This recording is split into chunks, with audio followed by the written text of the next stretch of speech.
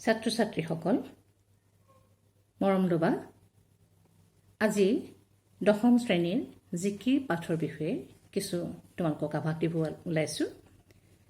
তোমালোকে ভক্তিমূলক গীত শুনিছানে? নিশ্চয় শুনিছা। অসমীয়া ভক্তিমূলক গীতৰ ভিতৰত জিকিৰ উল্লেখযোগ্য। জিকিৰবোৰ অসমীয়া সাহিত্যৰ অমূল্য সম্পদ।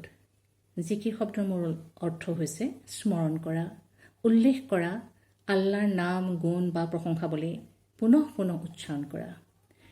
মুছলমানসকলৰ জিকিৰবোৰক হিন্দু ভক্তিমূলক প্ৰাৰ্থনা বা স্তুতিগীতৰ লগত তুলনা কৰিব পাৰি। ইছলাম ধৰ্মৰ মূল তত্ত্ববোৰ এই গীতৰ মাজত নিহিত আছে। জিকিৰবিলাক সাধাৰণতে আজান ফকীৰ বুলি খ্যাত বা শ্বাহ মিলান বুলি খ্যাত এজন ইছলাম ধৰ্মী সাধু পুৰুষে ৰচনা কৰিছিল। এওঁ অসমলৈ আহে আজমেৰৰ পৰা কাৰোবাৰ মতে আৰু কাৰোবাৰ মতে আৰৱ দেশৰ পৰা।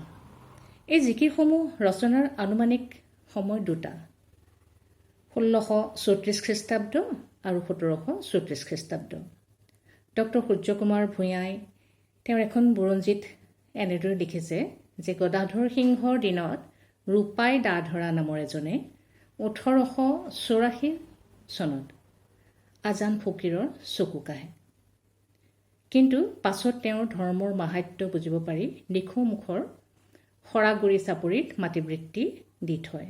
তাতেই আজান ফকীৰৰ মৃত্যু হয়। এতিয়াও সৰাগুৰি চাপৰিৰ আজান ফকীৰৰ সেই দৰগাহ চাবলৈ বিভিন্ন ঠাইৰ পৰা মানুহ যায়।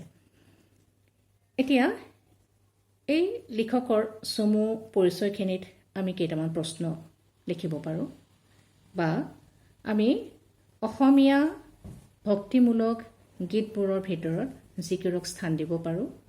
জিকিৰ শব্দৰ অৰ্থ হৈছে কি?